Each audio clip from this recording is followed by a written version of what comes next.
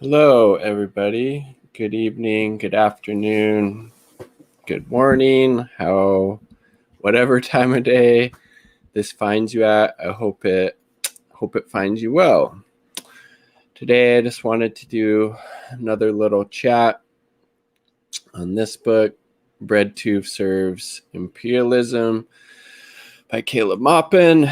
Subtitle is Examining the New Brand of Internet Pseudo-Socialism. I made a previous live stream. If you want to hear my thoughts about the first half-ish of this book, then go check that out.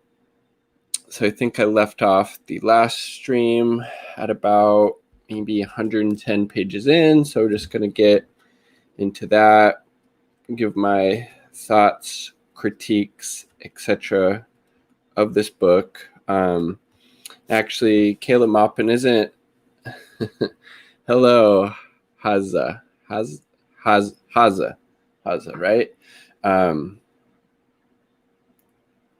Caleb Maupin isn't somebody I came across until pretty recently, actually. I saw him being interviewed about this book on Jackson Hinkle's YouTube show. I was like, this sounds kind of interesting, so I'll check it out. And for the most part, I mean, honestly, I agree with a lot of what he says here, a lot of the points he is making. So let's dive into the second portion of this book and get some of the highlights from my perspective. Let's see. I folded off this page. This was, so he's talking about how people on BreadTube, people like Vosh, etc., regularly talk about and equate how communists are actually fascists, how they're actually, communists are somehow aligned with white supremacists and neo-Nazis, despite, historical legacy as well as what's going on currently of, communism. Communist people more often than not have always been on the, right side of, let's say, the civil rights issues, during the 1960s. Let's see. So it says pro-Soviet communists such as William L. Patterson, Nelson Peary, Paul Robeson, love Paul Robeson, and Harry Haywood were key in building the Civil Rights Congress and opposing Jim Crow segregation. But those people, fighting against those things, according to some of these BreadTube personalities, are somehow, fascists or white supremacists. It just doesn't make any sense whatsoever. And then, he talks about how in here the U.S. government coddled and did business with the Nazis, with Hitler. It also goes along with a lot of U.S., corporations, Ford, etc. Otherwise, were huge supporters of the, Nazi party. And it was actually, when this Nazi ship came and docked in New York Harbor, it was Communist Party USA members led by Bill Bailey attacked that Nazi ship that docked in New York Harbor, ripped down the swastika flag. I mean, you don't see liberals or shitlibs out there doing that. That was, the communists at the time. 1935, Communist Party USA members. This Nazi ship was docking in New York Harbor. It was the communists out there to confront this horrible, hateful, ideology of, fascism and, the Nazi party. So and then he talks about how BreadTube wants to obscure this, widely recognized historical reality and equate communists with the people they heroically resisted, like Hitler and the KKK. Which again, I mean, do these BreadTube folks just not have any real understanding of, these historical realities that are very, easy to find out about? No, actually, communists aren't aligned with white supremacists or with Nazis or the KKK. The communists have always been supporting and fighting against, those groups. It's like, Jesus Christ. Then chapter 4 starts on 125. It's chapter 4 is titled Understanding Left Pessimism. So, and then this kind of gets into, so one of Caleb Maupin's things I noticed is his view of, socialism, of a, economy that is centrally planned to meet the needs of the people, will be able to create so much abundance. Everybody's standards of living will have been increased to such a level that everybody just is doing so well. They have housing, they have a great job, a clean environment, healthcare, access to education, spending money, etc. And he takes issue with a lot of these BreadTube folks because their view seems to be quite a bit different than his. They emphasize, the importance of degrowth. So he talks about how, the Thought Slime character has a video and argues that, Thought Slime is championing degrowth. So this is from Caleb. The problem isn't that working people are increasingly impoverished due to capitalism's inherent creation of poverty amidst plenty, which obviously see in the United States. I mean, Jesus Christ. I mean, think about that. Jeff Bezos, what did he spend? Several $100 million just to not even get to outer space, while we have 500,000+ homeless people. We have tens of millions of people each day who don't have enough food to eat, including children. That's that poverty amongst plenty that, Caleb Maupin is talking about here. The problem is that average working people have too much stuff, according to Thought Slime. As American workers are seeing their wages go down, their homes foreclosed, and their children condemned to a life of student debt, the problem is that they're still too comfortable. So Bill Bradley says, progressives keep shooting ourselves in the foot. We keep confusing leftist solidarity for class solidarity. We need to stop trying to reach the BreadTube left and try some actual class solidarity. I agree with that sentiment, Bill, and that is one of the things that Caleb Maupin talks about in this quote. This another page I made a note to talk about. So he said, quote, the future of socialism is getting out of the movement and into the masses. And I think that's exactly what Bill was kind of getting at with their comment there. Caleb seems to agree, as do I. Class solidarity, super important. Getting out of, these kind of leftist bubbles and actually getting out into the streets, building these, robust and diverse working class coalitions in order to try to facilitate some change in the material conditions so we don't have this poverty amidst plenty that we currently have. So I think, Caleb's point is very well taken, as well as Bill's from the comment there. And again, I think the message that Caleb is trying to paint with this, the message of socialism that he's trying to promote, seems a lot more appealing when you think about it. This economic system, this rationally planned, the centrally planned economy will be able to meet the needs of the people. Everybody's living standards will increase dramatically. We'll no longer have this poverty amidst plenty because we're designing the system based on creating the most good, not maximizing profits, and everybody will just have this amazing standard of life. I think that, is a very nice message to be bringing to people, that this is the type of change we're going to create, and this is the type of world that we'll have as a result, as opposed to, well, no, your standard of living is actually going to go down if we institute this system. Like, that doesn't sound as attractive to me. I don't think that would sound as attractive to, most people talking about that, type of message. Well, to Do leftists are not our allies in a class movement? Well-to-do leftists are not. Okay. Poor people on the right are. Unions don't worry about the left, about left-right, for example. Yeah, I mean, I think well-to-do leftists,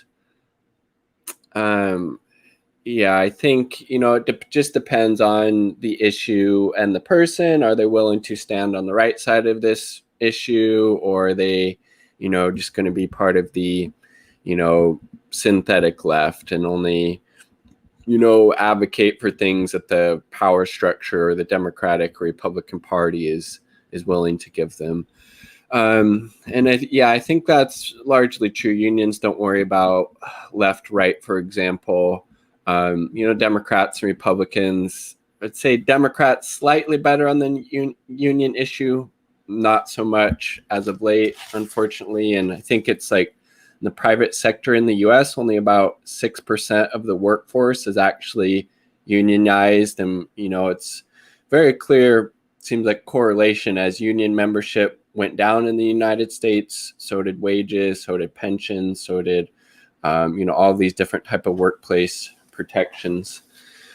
Bill also said the discussion is theoretical for them. They don't have skin in the game. I think that's pretty true. A lot of these so-called, well-to-do leftist and, commentators, whether it be people like, Emma Vigeland or, the imperialist hacks at TYT, they definitely don't have any skin in the game. They're well off. They have access to healthcare. While they say that, force the vote is this, divisive tactic, or it's not going to get anything done. I feel like that was pretty revealing, right? So then Caleb goes on to talk about how thought slime anticipates an ecological apocalypse unless human consumption can be urgently reduced. Matt, thought slime insists their degrowth models are not the same as capitalist austerity.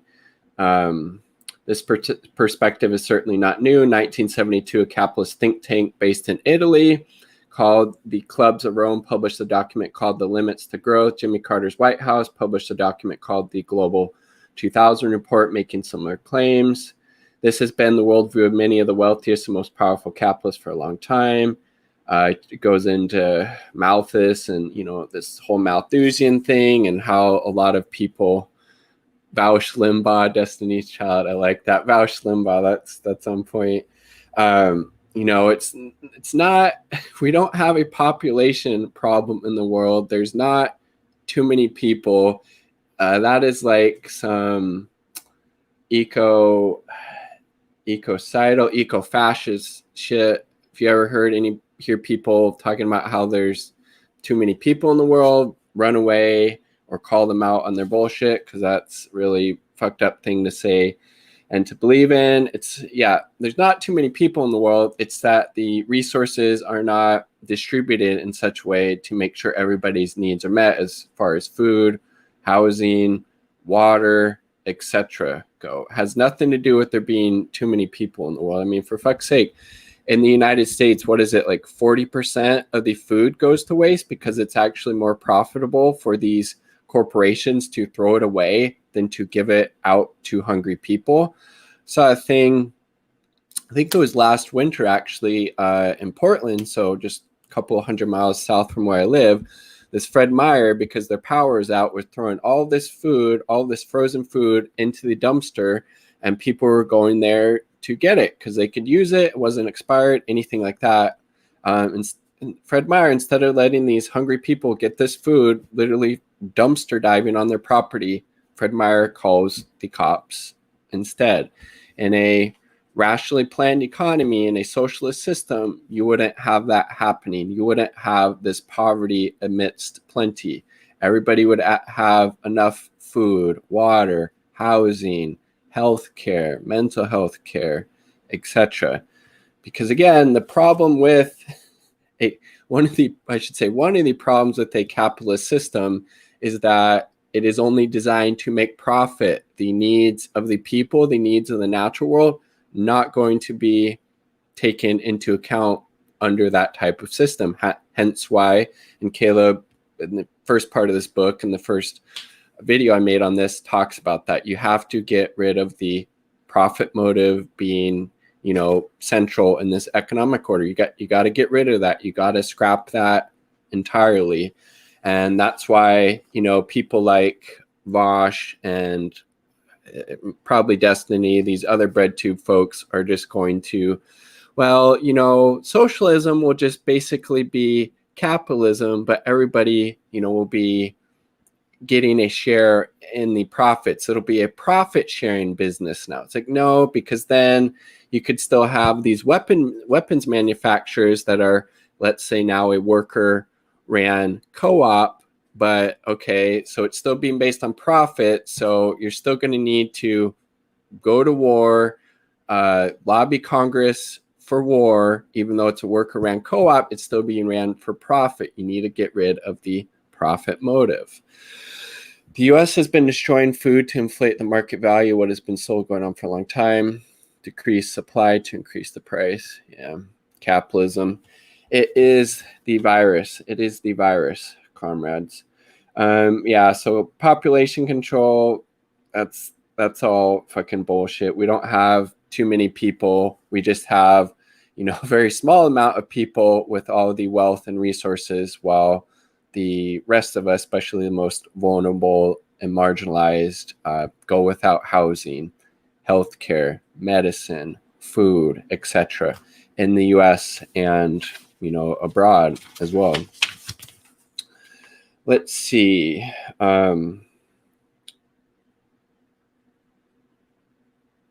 So, and then he goes into Marx calling out, this Malthusian logic about overpopulation.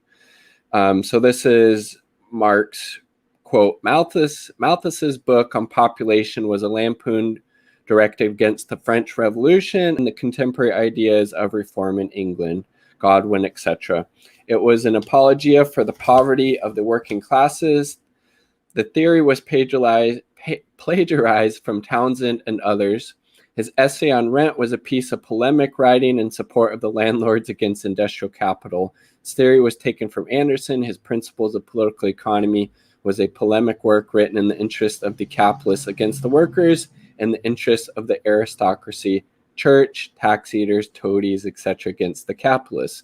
His theory was taken from Adam Smith, where he inserts his own inventions. It is pitiable. So Marx rightly talking shit about Robert Malthus and this idea of, overpopulation. And then he talks about, limited resources, how BreadTube, likes to talk about there being limited resources.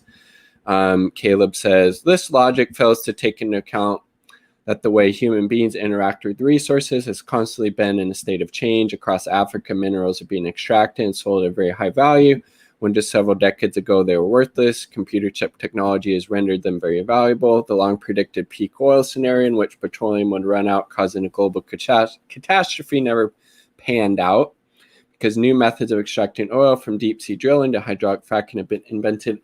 I would take a little bit of an issue with this, because then he goes on to say, current fossil fuel economy is certainly unsustainable, creating a global crisis of climate change, but the solution is moving to more efficient and sustainable energy source, most promising hope of which is nuclear fusion. Everything that I've seen and heard about nuclear energy and nuclear power has just been hugely disastrous. Like, what do you do with the nuclear waste, all these toxic EPA Superfund sites at all these places that, used to be nuclear power plants, or that where they store, the nuclear waste. There's in Eastern Washington. So I'm in Washington State. In Eastern Washington, the Hanford site, one of the most toxic and polluted places in the whole United States. So, I'd have to do more research, but for me, like nuclear power at this point, like, there's got to be other fucking ways out there, right? Deep sea mining starting in 2025 for a new way to extract resources and destroy the environment. I wouldn't put it past the capitalist class. China is starting to do thorium. I'm assuming that's another source of energy or something. Yeah, because he talks about, for this reason, China and Russia have called for international cooperation for fusion research, and China has announced its intent to mine the rare isotope helium-3 from the moon. Wow. Yeah, like I say, generally I'm against nuclear stuff just because of all the waste and meltdowns and all that shit. I mean, it got to be a better way than nuclear energy, but let me make a note of that. Nuclear fusion, China, Russia. I don't know. Maybe there's some promise there. Again, I'm just very skeptical when it comes to nuclear stuff. Like there hasn't been, I haven't really seen any successful use of nuclear that doesn't have hugely disastrous consequences for the environment and people. But I mean, perhaps with new technologies, new advancements in technology, there will be a way to do that without, all those nasty externalities. Let's see. Okay, so then he goes into, talking about how Marxism seeks for the population to expand and for living standards to rise, which again is the, model view of socialism that Caleb Maupin is espousing. And again, I think it's a very, attractive message, an ideology, worldview to try to sell to people. Like we institute this economic order and everybody's material conditions will improve. We'll no longer have poverty amidst plenty. Everybody's needs will be met across the board. Like that sounds pretty nice, right? Military applications of uranium, plutonium. Interesting. In his critique of the Gotha program, Marx explained that the ultimate goal of total equality in a stateless, classless world was only possible with vast material abundance. And obviously, classless, stateless world is, communism realized. Marx wrote, quote, "In the higher phase of communist society, after the enslaving subordination of the individual to the division of labor, and therewith also the antithesis between mental and physical labor has vanished, after labor has become not only a means of life, but life's prime want, after the productive force has also increased with all of the around development of the individual." So again, he's talking about needing to, increase these productive forces so much in order so everybody's, material conditions, will be improved. And all the springs of cooperative wealth flow more abundantly. Only then can the narrow horizon of bourgeoisie right be crossed in its entirety, and society inscribe on its banner, "From each according to his ability, to each according to his needs." I always get that saying mixed up, or I forget it. From each according to his ability, to each according to his needs. Okay, I got it then. Let's see if I can remember it. Marx was pointing to the fundamental reality that inequality is rooted in scarcity. Class society, the state, oppressive relations, and patriarchy are all rooted in managing a society at a certain level of development. As societies become more abundant and living standards have become higher, the rigidity of less abundant times has somewhat eroded. Well, for a certain sector of the population, but there, throughout the history of the U.S., there's always been very much a, underclass. Again, the United States was founded on the genocide of the indigenous people, the enslavement of the Africans, obviously issues around patriarchy and, other vulnerable and marginalized groups throughout the history. But for certain groups, yes, there has been more abundance at, certain times in the US for sure. Let's see. This is Caleb again. Only by creating a society of vast abundance, totally eradicating scarcity, can total freedom be attained. And only by having rational central planning in the economy can this level of abundance be created.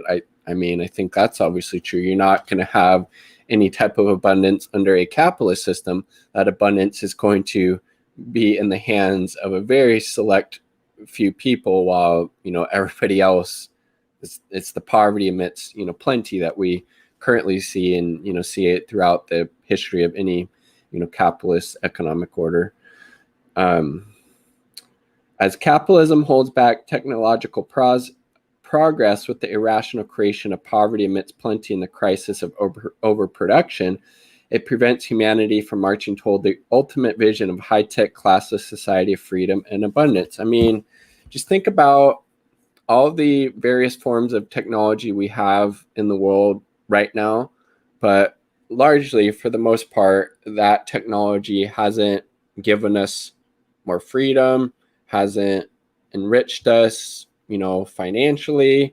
We're just overworked and as underpaid as people have ever been, in the last several decades in the US. And again, it's just going to keep getting worse until we, develop this economic model around a rationally planned central economy designed to meet the needs of the many and not just the few, like we, currently have.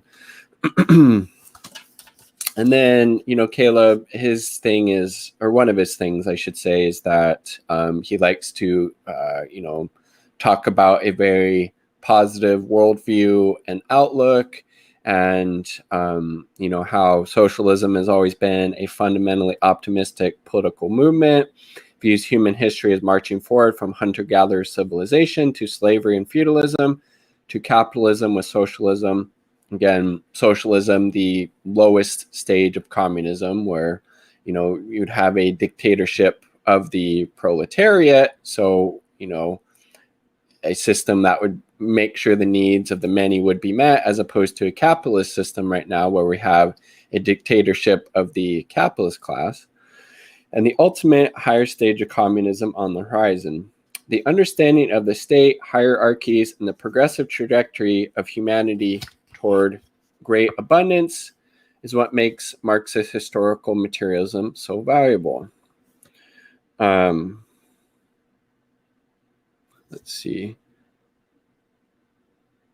Technology seems to be very good at keeping a lot of people distracted from the suffering of others. Bill said that. I mean, I think that's pretty true for the most part. I mean, you can get pretty wrapped up in the screen of your cell phone or, laptop, as I'm, streaming on this currently. But I also think it has the power to create connection and also, expose messed up stuff that's going on, whether it, be, in, Israel and the apartheid state and the treatment of the Palestinians, or, showing police brutality here in the United States, or, other working class movements, all over the world. But I do think it definitely has some negative aspects to it, and it's, who's using it and what it's being used for, just like, most, things in life, I think. So Caleb's all about portraying a very positive view and message for socialism, which I agree. I mean, you're going to attract a lot more people to the movement if, you're positive, you're happy, you're engaging, you're talking about how under a socialist, rationally planned economy, everybody's needs will be met. We'll no longer have poverty amidst plenty. Everybody will just, be having such a great time in life. I mean, that sounds nice.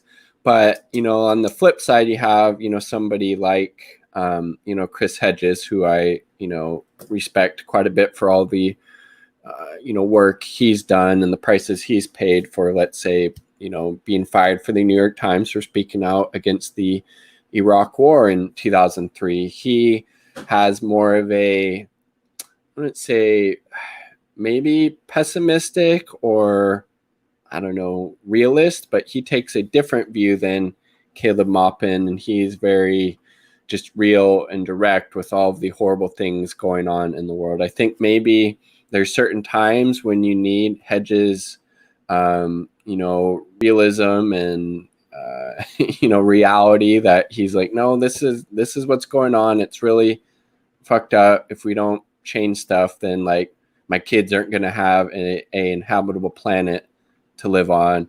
Or Caleb Maupin, I think it's also useful to have his just overarching message of, positiveness and energizing, the socialist movement from that aspect. I guess, set and setting. I think both of those viewpoints can be helpful, and Caleb definitely tends to that, positive aspect of it. Let's see, what else do I want to talk about here?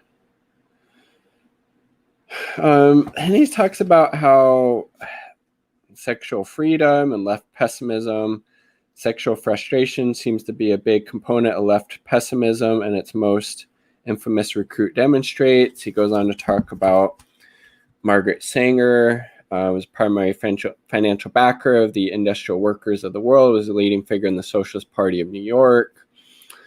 Sanger associated with a number of wealthy left-wing intellectuals in New York City in the early years of the 20th century, including John Reed, Emma Goldwyn, Max Eastman, Upton Sinclair.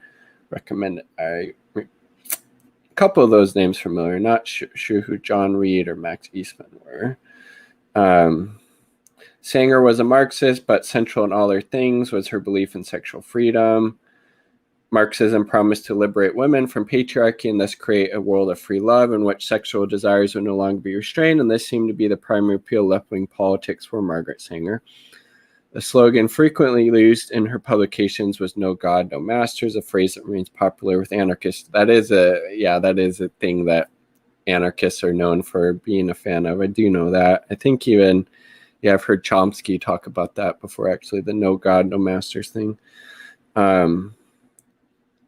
Let's see. So he's kind of talking about some older lefties, Margaret Sanger. But I mean, the strange, journey that she took, I mean, honestly, a very disgusting and dark one, because it says, after abandoning Marxism in favor of Malthusianism, so again, that whole idea of like population control, there's too many people here, not enough stuff. Margaret Sanger began courting support from racists such as the KKK. So there you go. She's literally giving a speech in front of the fucking KKK. Jesus. So she definitely went a little wacko there for sure. Like, being in support of Marxism to then preaching Malthusianism to the freaking KKK. Like, what the fuck? Oh my God. Like most contemporary environmentalists, Sanger concluded that individual workers and the very creative nature of humanity was a problem, not capitalism. And again, I think a lot of people, myself at times in the past, have gotten that idea in my head that, it's all on you. You're the reason that the planet is so fucked up. It's all on you, not the 100 corporations that are responsible for 70% of the, global emissions or greenhouse gases. I think, it's a dual track thing. We have to be concerned with like making individual choices, whether that's trying to drive less if you can, trying to grow a little bit of your own food if you can, which I highly recommend. Let me know actually if you have any questions about growing food. I've been doing it for a little while. But then also, this structural critique is also, very important as well. Let's see. And then he goes on to talk about orgasmic politics. Margaret Sanger's departure from Marxism, trading socialism for sex, follows a common pattern of synthetic leftism. But again, there's obviously nothing wrong with sex or orgasms, any of that fun stuff. Caleb says, many deviations from scientific socialism appear intoxicated by a carnal undertone. But again, he's not talking about anybody related to BreadTube in this case. He's talking about salon culture and various charlatans such as Aleister Crowley. So some older stuff. This was kind of interesting, though. Occultist guru Mary Ferguson served as spiritual advisor to Al Gore and other prominent politicians. Her ties to CIA research at the Stanford Research Institute were quite visible. There is little Marilyn Ferguson, I should say. Maybe realism is for strategy and optimism is for activism. I like that. Bill. Let's see.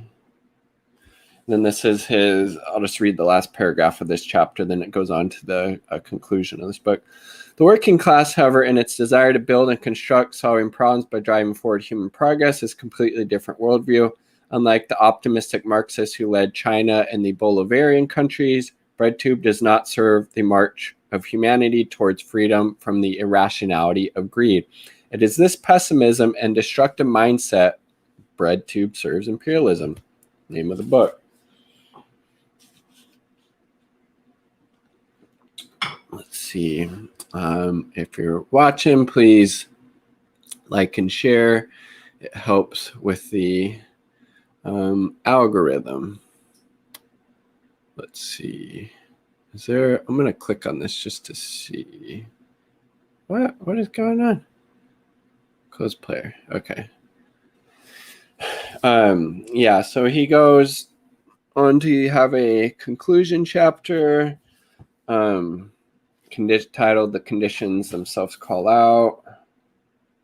And then there's this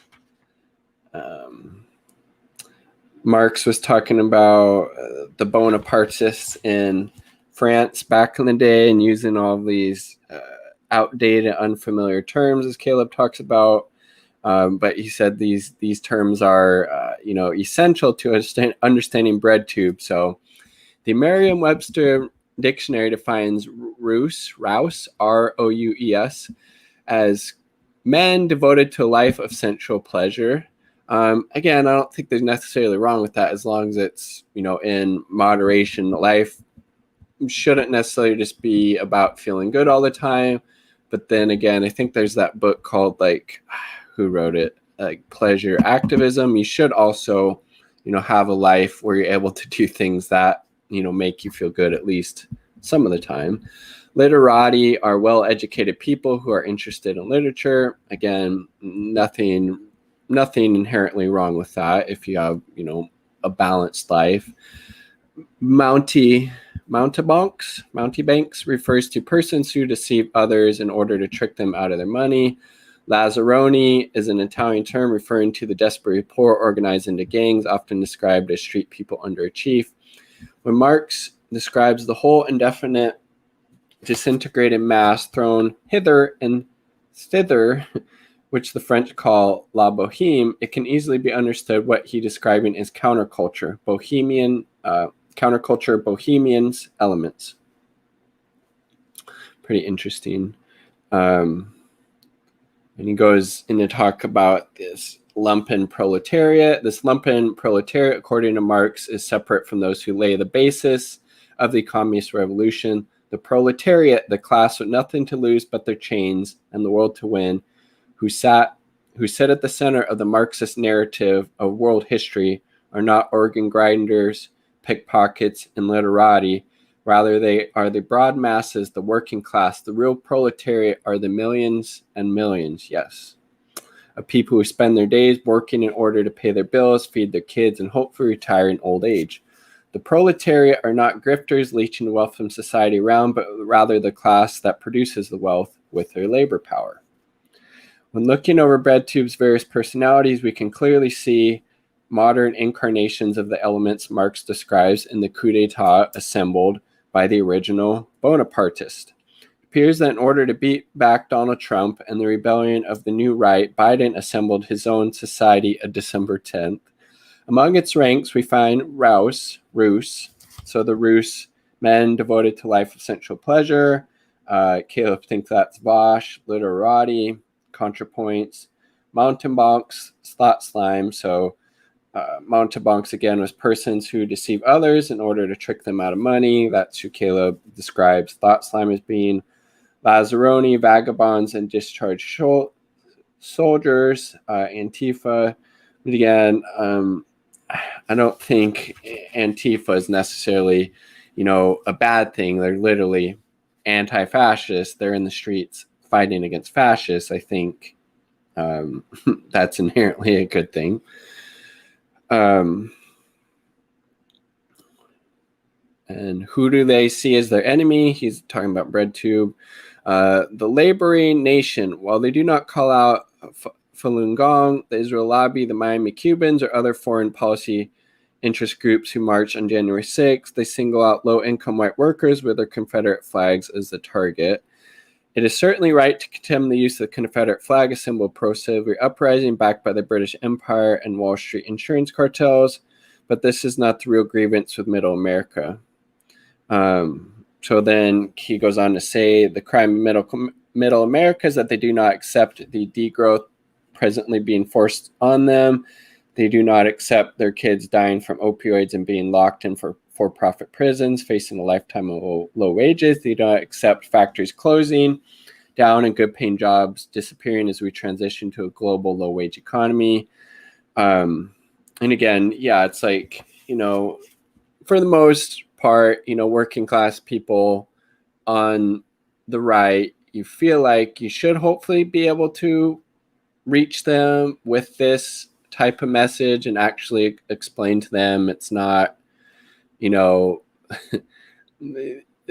Democrats, the Republicans, they are both your enemy. They are both serving capitalism and international capitalism or imperialism. It's not the migrants aren't the reasons that you lost your job. It's not, anybody from another country, why your life is so horrible. It's this economic system based off of, profit being the, central mode of production. But I don't know. I also, some of the stuff I've seen, some of the people were fairly well off at that attempted, insurrection at the Capitol on January 6th. Quite a few were maybe what you could say petty bourgeoisie. They were small, business owners and whatnot. And just that whole thing, like, really, you could go there for fucking Donald Trump. But again, like, that's how horrible the Democrats are. They put up a candidate in 2016 and Hillary Clinton that this reality show buffoon was able to win the presidency. And we couldn't even have fucking Bernie Sanders. That's how backwards our politics are.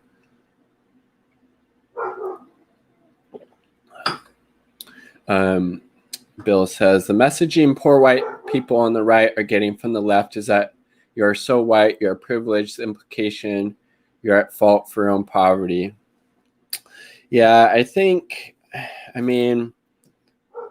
used to be more in favor of that privilege, of the white privilege discourse, I should say, but, you're losing the structural analysis when you're just talking about privilege. You're not talking about these systems, what structurally is allowing these inequities, whether it be in the job as far as wages or who gets hired, who gets fired, whether you're talking about education or, rates of, imprisonment, all of these things. Like, you got to also view it through a structural lens. Like, these are factors of, white supremacy and, capitalism. And it's not the poor white person is, not the enemy, whether they be left or right. We need to build, those broad working class coalitions. And, sometimes building coalitions, you're not always going to agree with everybody that's on your team, but maybe you can agree with them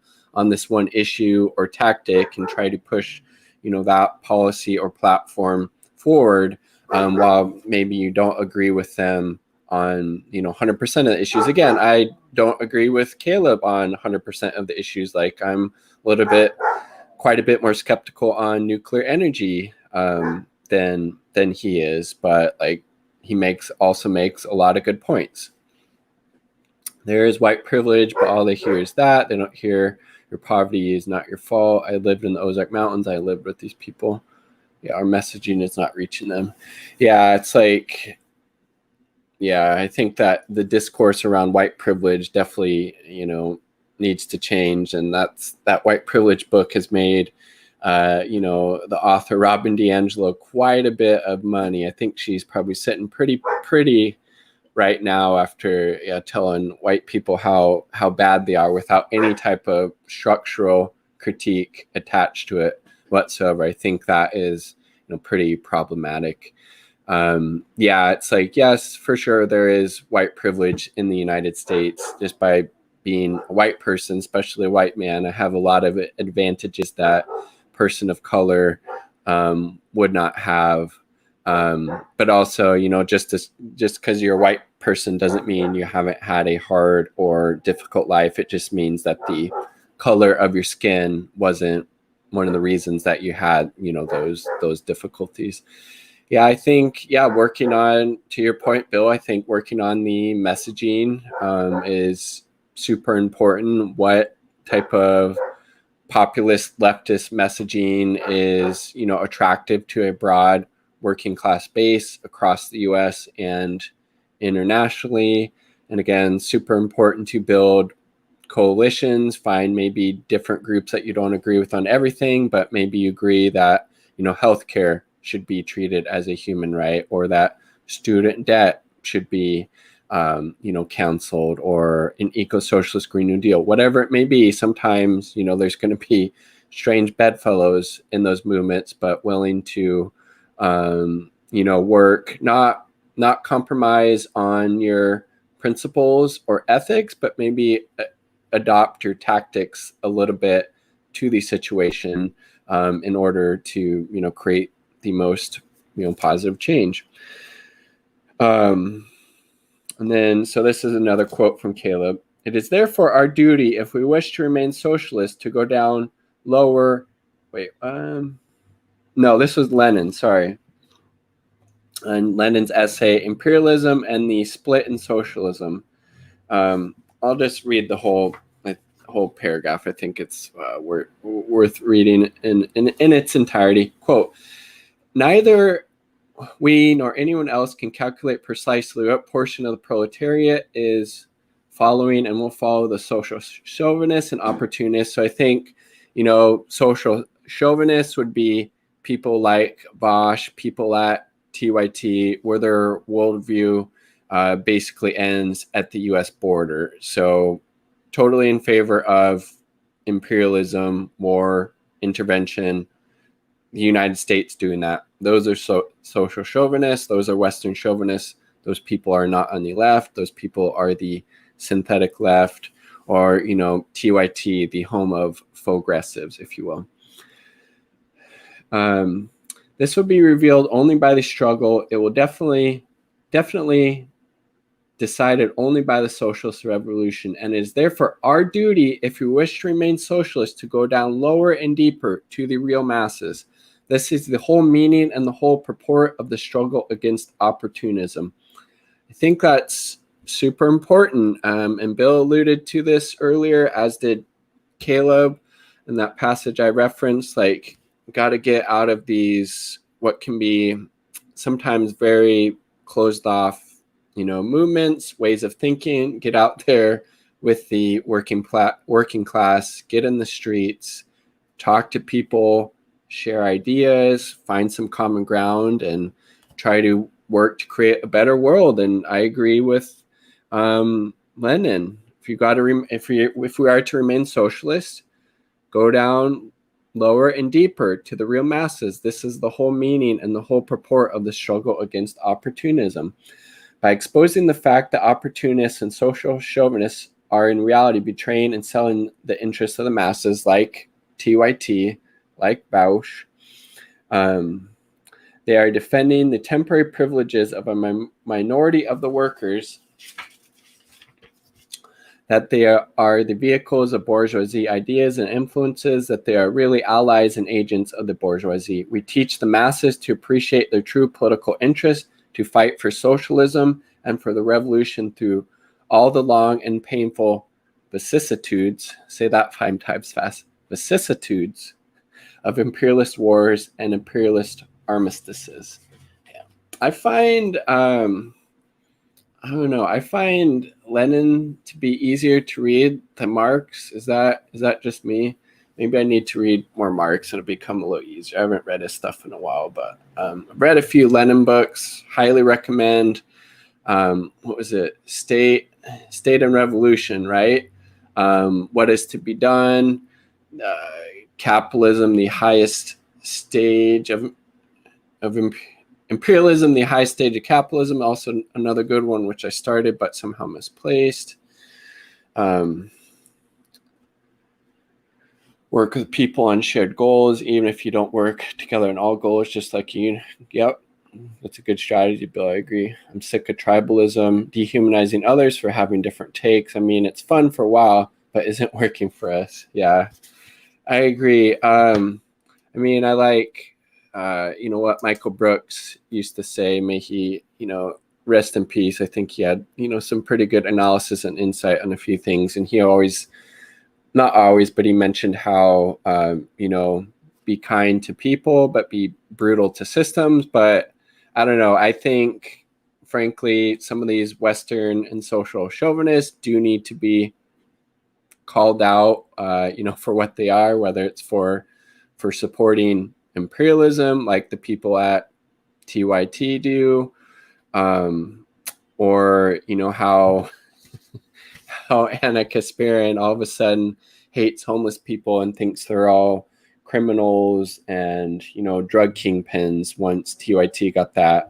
Katzenberg money. I think obviously generally especially like working class people that in real life, people that you meet on the street, you obviously want to, approach them with dignity, respect, kindness, listen with a open ear. That's how you're going to build that, working class broad coalition and solidarity. Again, like I don't think there's anybody that I agree with on every single topic. So definitely some good points about finding common ground to work towards things that you can agree on, and things that will improve the working conditions for the for the proletariat in the U.S. And those needs are great right now. Kyle said the Katzenberg money didn't impact TYT, so it must be true. Lol. Yeah, I know. I also saw that not too long ago. He got unclear if he left like the TYT network or if he was kicked off, like what happened there. But it's clear, it's definitely clear it's impacted their views, because Primo Radical did a good job showcasing this. Go check out their YouTube of Anna Kasparian prior to TYT getting that Katzenberg cash, was like 25 million or so. She was talking about Las Vegas instituting a very similar anti-homeless law, basically criminalizing being homeless in Las Vegas. She railed against it then, correctly Fast forward several years later, after they took that money, completely different tune.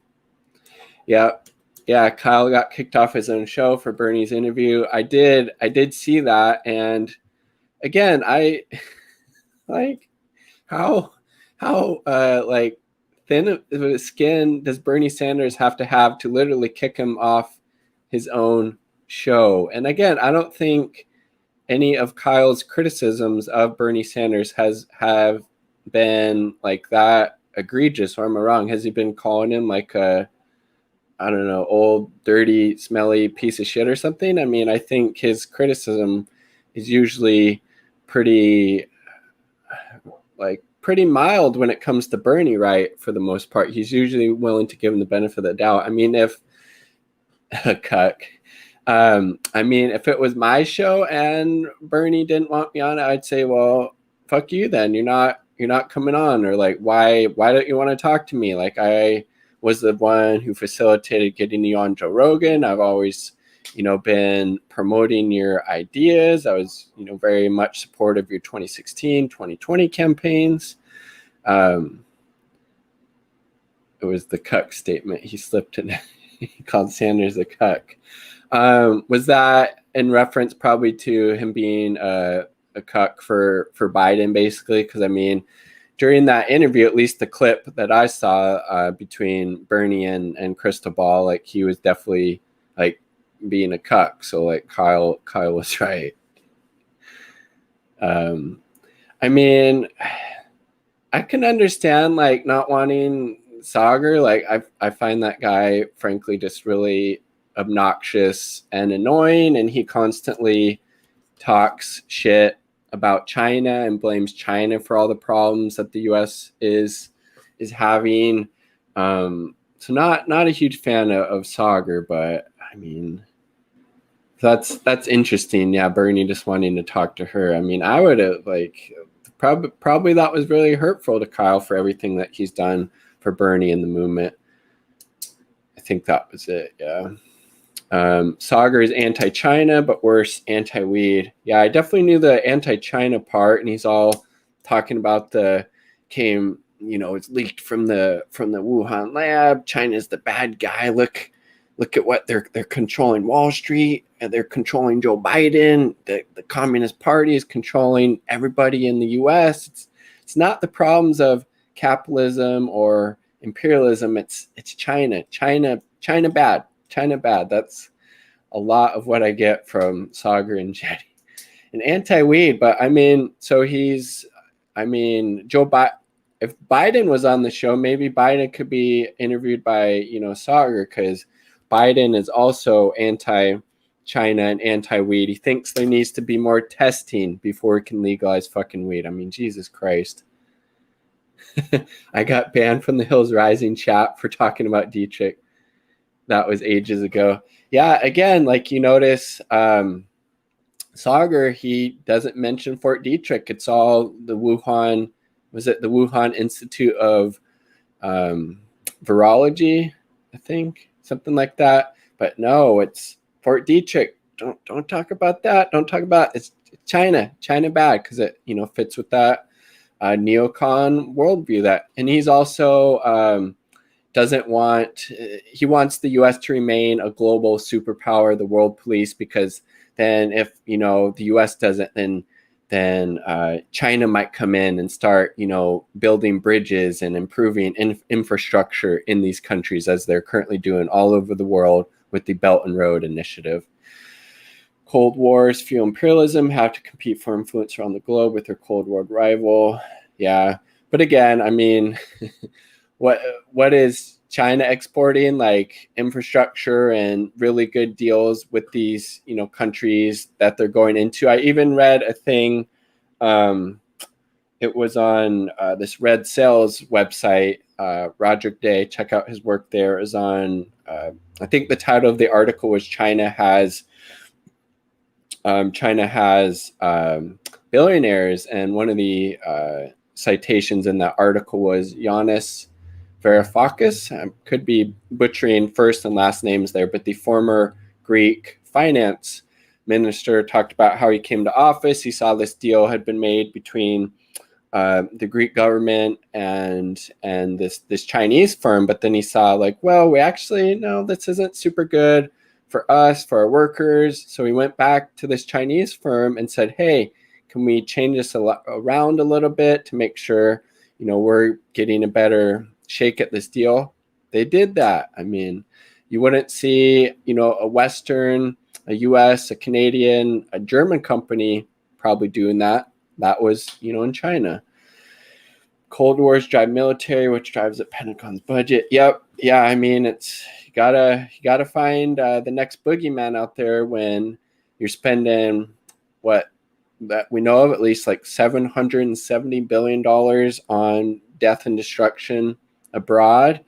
Yep. You gotta find more people to kill and demonize, all the while can't get universal health care in this country. Cuba has that. But Cuba exports doctors. I think they sent healthcare workers to 60 or 70 countries across the world during the pandemic. What did the US export? Bombs. Biden's been bombing Syria, Somalia. We've been trying to, sanction and strangle countries through sanctions like Syria, Venezuela, Iran, Nicaragua, Cuba. 600 fleet Navy boosted Pentagon spending power. Yeah, I mean, again, and neither the Democrats or Republicans, by and large, none of them are really committed to, calling out or fighting against U.S. imperialism. And it's really disgusting because, again, you're not on the left if you're not a vocal and staunch, anti-imperialist. The U.S. also commits modern siege warfare with its embargoes. Yeah, exactly. Like what they've been doing to Cuba, like how Cuba, I think, was able to develop around 6 different vaccines for COVID-19, but they can't get syringes to, give this vaccine out to people because of the embargo that prevents companies in the US from doing business with Cuba, as well as any company around the globe. They would then be, sanctioned by the US government if they did business in Cuba. It's like so fucked up and disgusting. Just little island nation because they're socialist and they're charting their own path, the path that is looking after the working class, the path that overthrew the US-backed Batista dictatorship, and they've been paying for it ever since, and it's really, really disgusting. They like to use the old school siege warfare too by bankrolling ISIS and such. Yeah, let's not forget how ISIS was created. ISIS was created out of the power vacuum in Iraq after the US started and led that illegal war of aggression. And yeah, it's so fucking so disgusting. Like we got unlimited amounts of for money, for bombs, and these nuclear equipped submarines and aircraft carriers, all that happy horse shit. But we can't give houses to homeless people. We can't make sure everybody has health care. We can't make sure everybody has food. But here's more billions. Israel, here's 3.4 more billion for helicopters. Go murder some more Palestinians with that. We got you. Again, that just happened under the Biden administration last week. They weren't too busy worrying about extending the eviction moratorium, but they had to make sure Israel got that additional 3.4 billion in helicopter sales.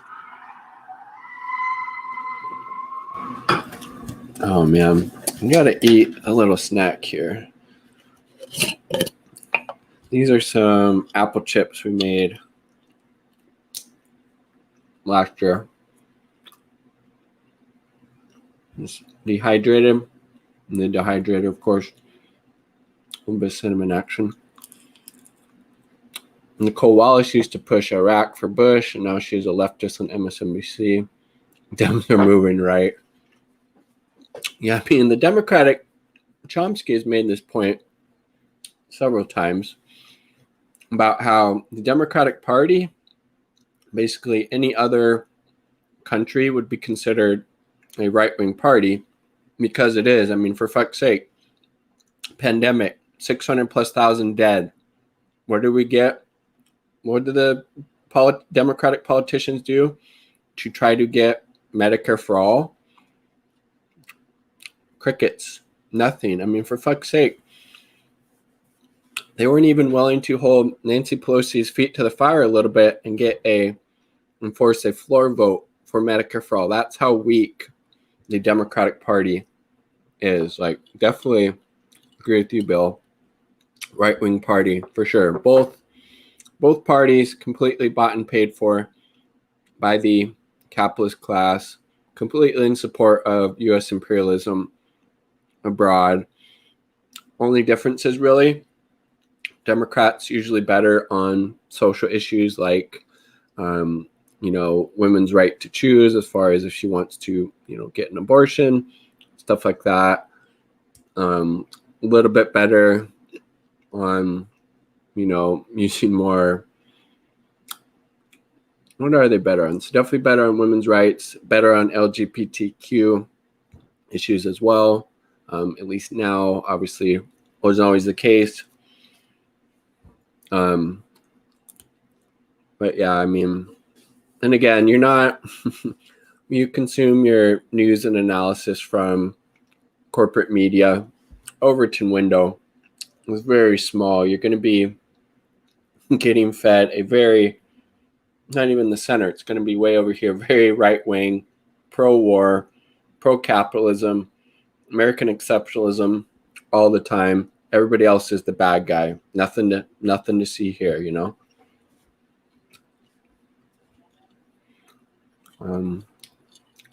They make a show of being better. I'm not sure the wealth gap really plays out that way, but on a few issues they're better. Agree.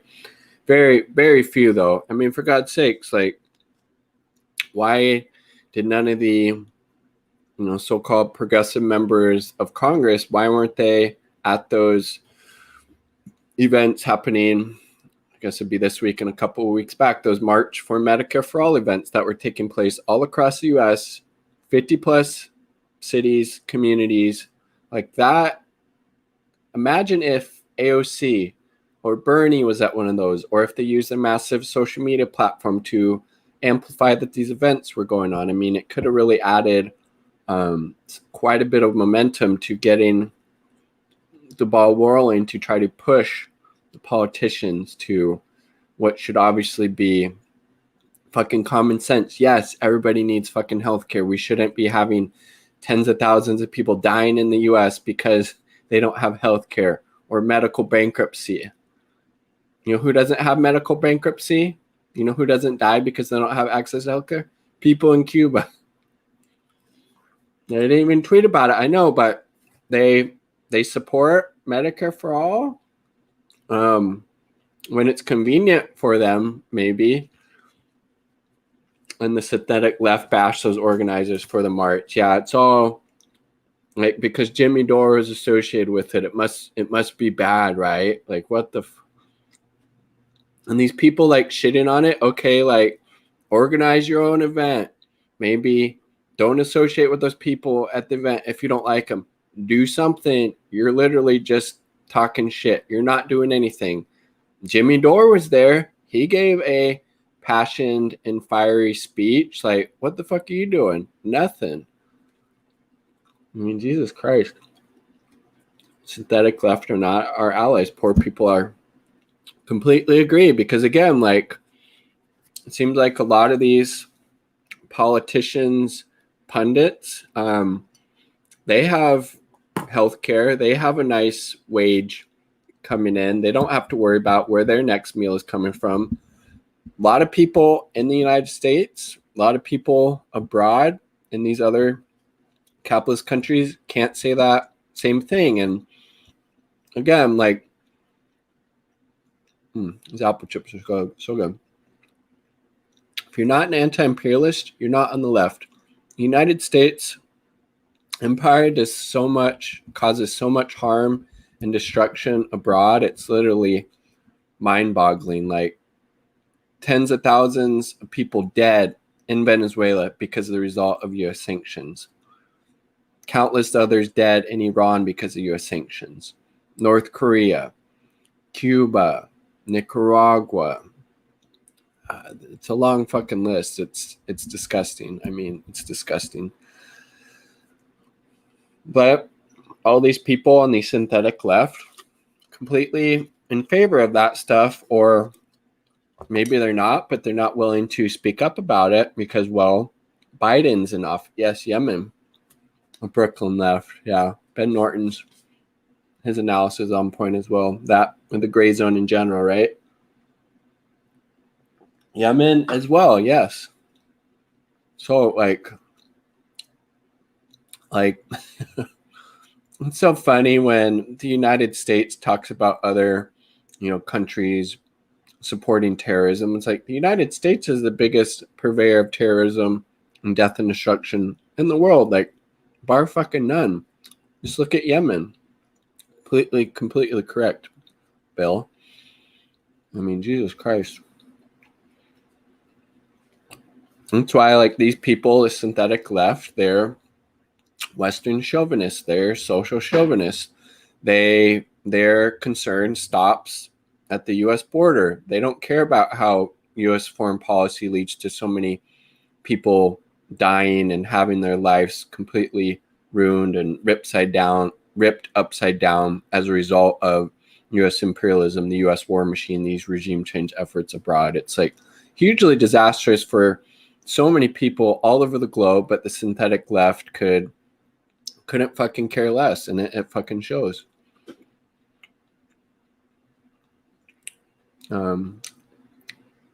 Bernie Sanders and the black hole of the Brooklyn left media was talking about Anna's your MSNBC appearance before the shit blew up.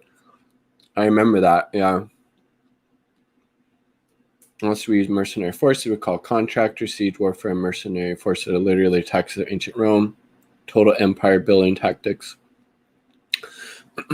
And was not super familiar with Roman history, but wasn't one of the downfalls of the Roman Empire was this imperial overreach, while the imperial core kind of crumbled beneath that. And then I just think it's so revealing, not super surprising that the U.S., commits all these crimes, these war crimes against humanity abroad. People expose them. People like Chelsea Manning, Julian Assange, Daniel Hale, who was just in prison 45 months. He was the drone whistleblower, just in prison under the Biden Justice Department for exposing those crimes. Those people are punished. People expose the crimes, but the people out there, murdering Reuters journalists, right? Wasn't that the collateral murder video that WikiLeaks exposed those people in the helicopter murdering journalists in, is that Afghanistan or Iraq? But no, we don't want you to see that. So we're going to punish the people that exposed all the fucked up shit we're doing over there with your money, by the way. Nothing to see here. Don't worry about that. Look at these bad people for what they did. They showed you our bad stuff. They're the bad ones. Hale is a traitor to the death cult and a hero to humanity. We punish whistleblowers and publishers now. I know it's really, really, really sick and disgusting. And has anybody heard any journalists actually ask Joe Biden about why they're continuing to try to extradite Julian Assange for the crime of being a journalist, and a damn good one at that? Again, like, with very little exception, the Biden administration has just been Trump 2.0 on foreign policy, and that's been obviously hugely disastrous for, everybody under the boot of the U.S. empire. There was one. Okay, good for them. Good for them. That's like most journalists in the corporate media, they're not going to speak truth to power. They don't want to upset the apple cart. They're there for access and prestige and to get, their little quote they can use on the nightly news or in their article. But they're not willing to call out Biden or Trump or anybody else's bullshit. But then you have people, independent journalists, independent anti-imperialist journalists like Max Blumenthal, who was at the Capitol the other day, and absolutely eviscerated Adam Schiff, just kept pestering him with questions like, why are you here? You support war. Has there ever been a war you don't support? What are you doing here? This is just a photo op for you. It was fucking great. If you have a chance, look that up. It was great.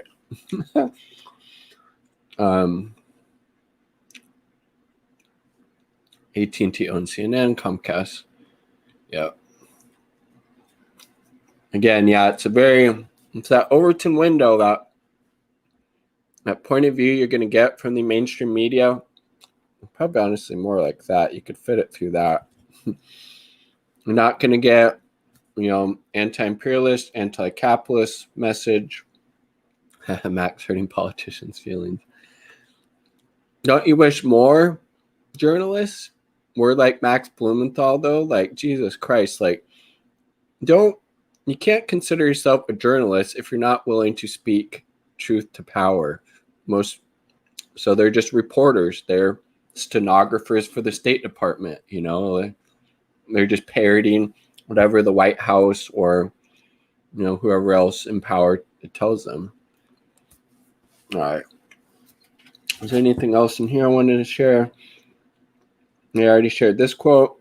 Future socialism is getting out of the movement and to the masses. Completely agree. I'm going to read the last paragraph, and then he goes into his appendix. The awakening of the American proletariat will be a gradual, difficult process, but is the only way in which the present contradictions and failures of decaying imperialism can be resolved.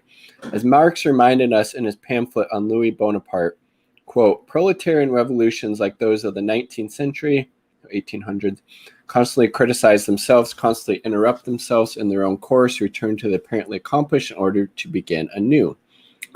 They deride with cruel thoroughness and half measures, weaknesses, and paltriness of their first attempt, seem to throw down their opponents, only so the latter may draw new strength from the earth and rise before them, again more gigantic than ever. Recoil constantly from indefinite colossalness of their own goals until a situation is created which makes all turning back impossible. And the conditions themselves call out, hic rhodus, hic salta. Here's the rose, now dance. Assuming that's German, right? Hic rhodus, hic salta. Here's the rose, now dance. So that was the last paragraph of the book, on the main book. Then he goes into 4-point plan to rescue the country from the CPI. This, I believe he found it. I'm not sure he found it with anybody else, but the Center for Political Innovation. Urgent measures needed to save the country from the disasters created by the greed of billionaires, bankers, and capitalists. We put forward the 4-point plan. Mass mobilization, rebuild the economy, put millions back to work at a union wage, put them to work rebuilding the roads, bridges, water treatment, power plants, schools, hospitals of the country. High-speed railway must connect the Midwest and South to more prosperous regions. Definitely agree with that. The infrastructure in the United States is absolutely, positively abysmal. So many roads, sidewalks need to be repaved. Our mass transit is absolute garbage. A lot of countries have these bullet trains. The United States has fucking Amtrak that literally goes the speed of a car, if not a little slower. I agree with that. Union wages, that's good. Universities must be revamped. So once again, we're training out the world's greatest scientists and engineers. Brain trust of the smartest minds must be assembled in order to lay out a detailed 5-year economic plan. So he's getting into centrally planning the economy to make sure it's meeting the needs of the people. Brain trust, nothing wrong with that. I guess how would you decide who would be on that? What is the smartest mind? What does that mean? Number 2, public ownership of natural resources. So nationalizing oil, gas, coal, timber. Agree with that. Public control of banking, super important. Economic Bill of Rights. So changing the Constitution, the right to a job, housing, education, healthcare must be added to the U.S. Constitution. Agree with that. No one in the country should be left hungry while so much wealth exists. No one should be homeless. Yep. All who can work should be hired to do useful work, building a better America. I differ from Caleb a little bit on the issue of work and other people on the left. Honestly, I think work largely, certain professions obviously needed in a society, but like David Graeber talked about, a lot of bullshit fucking jobs out there. And I think in a functioning socialist society, people would be working a lot less than they do in a capitalist one, as they should. People shouldn't have to be toiling away all fucking day in order to have their needs met. I think it should be maybe, 20 hours a week max, and then everybody else just go do your thing. So I don't necessarily like the focus on like work being this inherently good thing, because that's not always the case. But point taken. And he ends by saying, we need a government of action to fight for the working families. Agree, definitely don't have that. That's the 4-point plan by the Center for Political Action, CPI? Political Innovation. I was right, just different I word. And then kind of interesting, he ends getting into his kind of own political development and that journey. Fourth, the state was supposed to challenge power. Capitalism has co-opted progressivism at this point.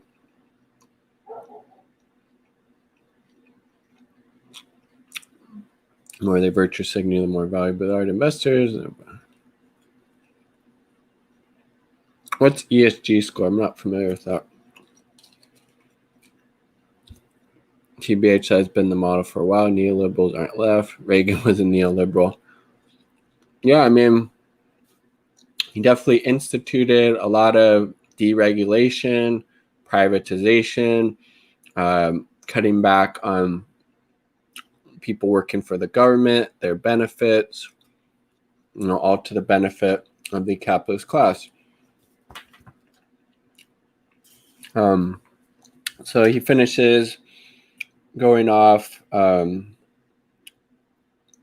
walking picket lines as a kid with his mom, who was a postal worker, I think. Oh, librarian. Sorry, a librarian. Started studying Marxism young. 99 as a 12-year-old. So, he's the same age as me. So, I was born in 87, so it's here. Visited Ecuador with my father. That's pretty awesome. Studied after 9/11, studied Chomsky, Howard Zinn. So his kind of the myth of American exceptionalism, he got rid of that fairly young. Good on him. So he studied a lot of Marxist-Leninist stuff from the 20s, 30s, 40s, 50s. Went to college. I think somewhere, he grew up in Ohio, he said. Sold some papers, got involved. Worked with World Party, which was good for a while, then kind of went to shit. Sounds like. And then just kind of progression kept building. He was part of Occupy. He's filmed the police brutalizing people before. Yeah, something I obviously, I've always been, since against the war occupation that the U.S. Waged against Libya because they didn't like their, government, Gaddafi. But they were actually, Libyan government had come to power in a socialist revolution in 1969 and used oil revenue, so they nationalized it, to build up an independent economy. Government led by Colonel Muammar Gaddafi had built massive infrastructure, including the world's largest irrigation system, the Great Man-Made River.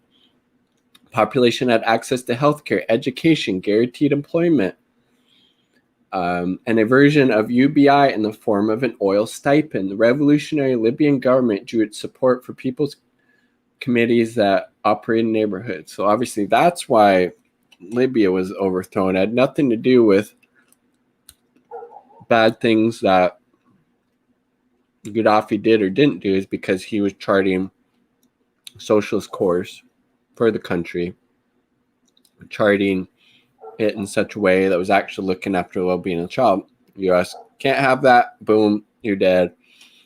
Wasn't it Hillary that was like, we came, we saw, he died or something, and she does this diabolical laugh. Environmental social governance score. So pride flag and logo. Kind of like, intersectional imperialism, and that, meme became reality. Like, this Reaper drone will be flying, it's Bush, just a plain one, dropping bombs, people die.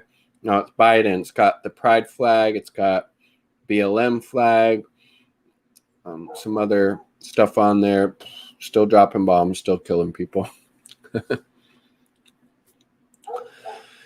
Yeah. Just like, all these corporations will, advertise pride flags or whatnot during Pride Month. Just, corporate marketing. Like, oh, this makes us look good to so-and-so. Yeah, let's do that. Not out of any real commitment to it, obviously. But how fucked up all the fucked up shit we did to Libya, man. So disgusting.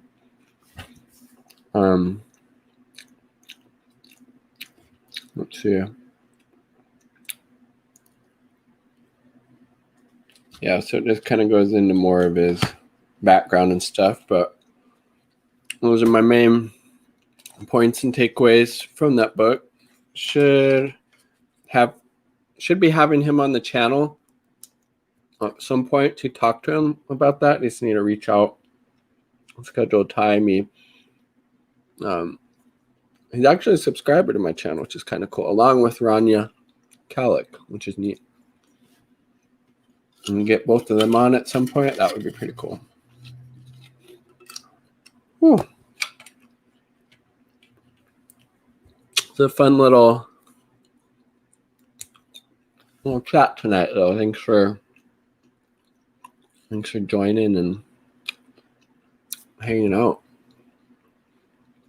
Anybody else have any recommendations on the book? Next book I should start reading? What are y'all reading on right now? Let's see. Oh, you guys want to see this video real quick of Cenk Uygur shitting all over Cuba and going full imperialist in his rant on Cuba real quick? Let's see. All right, I'm going to show that. Let's see, share screen. I wish I had 2 monitors. That would be sweet. That would be sweet. Let's see, we want this one. Boom. Check this out. So, Cenk Uygur going full mask off, just imperialist imperialist talking points here about Cuba, and he clearly doesn't know what he's talking about communism or socialism either. So first of all, holy shit, is Cuba an authoritarian regime? Absolutely. Would I prefer that the people of Cuba have freedom? Absolutely. And actual democracy, which they do not have now. But the United States had a democracy? The United States had never had a fucking democracy. Okay, the Castros have been in charge. Castros aren't actually in charge right now, you fucking dummy. Forever. Perfect. Yep. Diaz-Canel. 2019, bud. Man, that's how, like, that's how much he either doesn't, like, give a shit or just doesn't know, just says whatever comes to mind without actually, is this true or not? I don't care. It serves imperialism, so we're going to say it anyways. Cenk Uygur. TYT in general, right? It's clearly a dictatorship, okay? And all the dreams of communism are honestly nonsense. I bet if you asked Cenk Uygur to describe what communism is, what do you think he would say? I don't think he would say that it's the highest stage. It's after we've transitioned away from socialism, where material conditions, the productive forces have been developed to such a value, to such a level that everybody's need are able to be met. Everybody will have such a high standard of living that the need for state and classes will dissolve. He ain't gonna say that. He don't know what the fuck he's talking about. There was never any communism there. Nobody's claiming there's ever any fucking communism there. They're in the lower phase, you freaking idiot, called socialism. Communism almost always turns into dictators. Realize how fucking stupid Cenk Uygur is? Communism almost always turns to dictatorships. Communism is literally a classless and stateless society. How are you going to have a fucking dictatorship in that situation? Cenk Uygur. Communism almost always turns into dictatorships, and that's what it turned into. Jesus fucking Christ. An absolute hack, right? Cenk equals Alex Jones. I mean, the Young Turks is the name of a genocidal faction. TYT was always suspect to me. This is Isha's edit. Shout out to Isha then. That was awesome. I'm gonna share one more thing and then probably wrap it up here. Emma Vigeland, formerly of TYT, now at the Majority Report, shitting on Movement for People's Party, somehow blaming them for Nina Turner losing in Ohio. Let's see, share.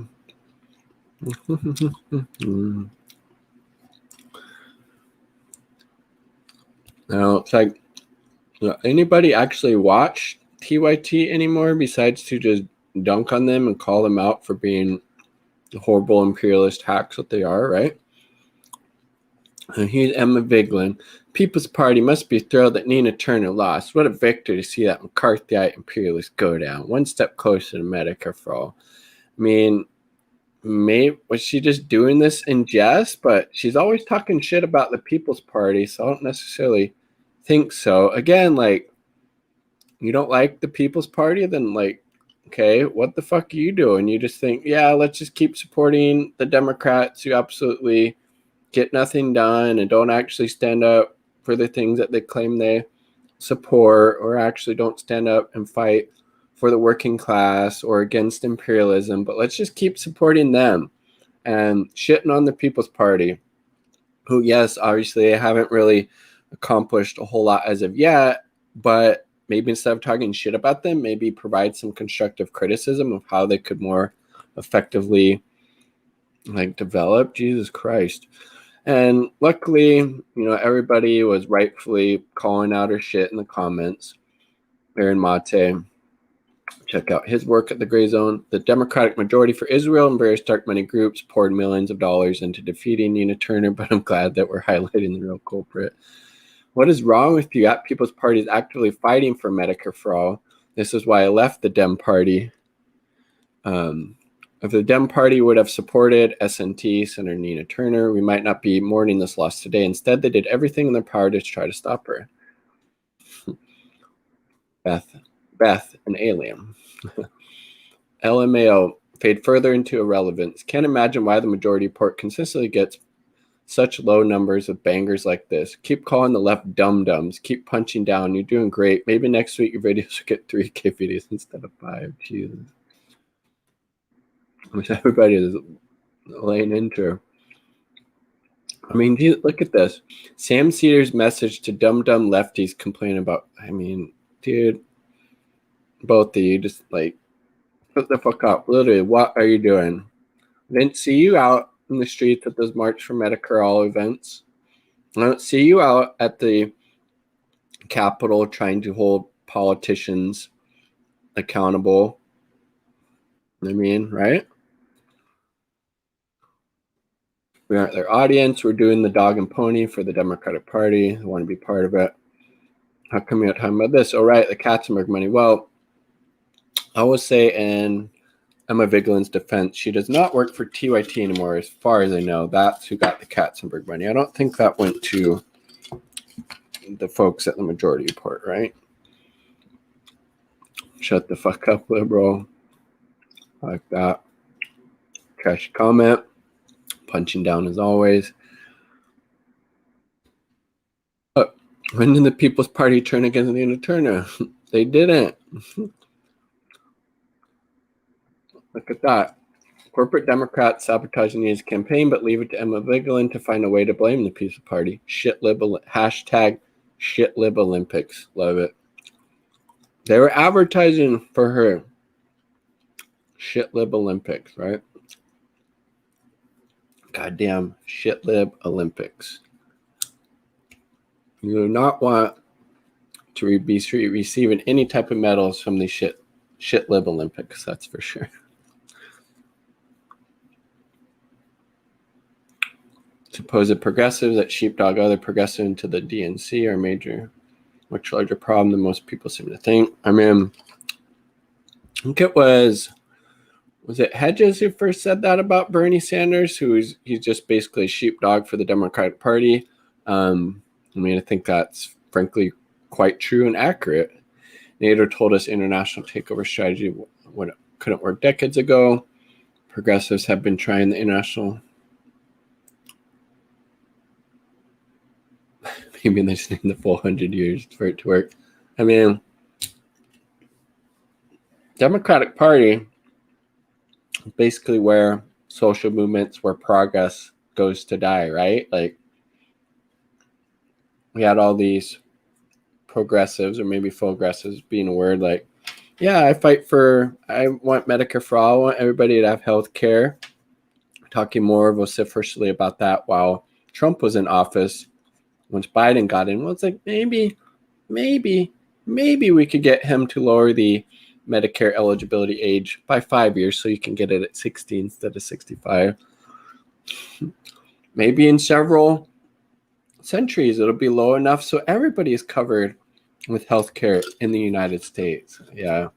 So again, like, we're not going to see, I don't think, any type of substantive change coming through either corporate party, both completely bought and paid for by these, special and reactionary interest of, capitalism. It's going to take, a broad working class coalition outside of electoral politics to try to force, these oppressive systems, these oppressive institutions to caving to the demands of the, working class. All right. It was a fun chat. Hope y'all enjoyed it a little bit. Like it if you can. It helps, spread it out there. Subscribe. All power to the people. Peace. Much love. Have a good night.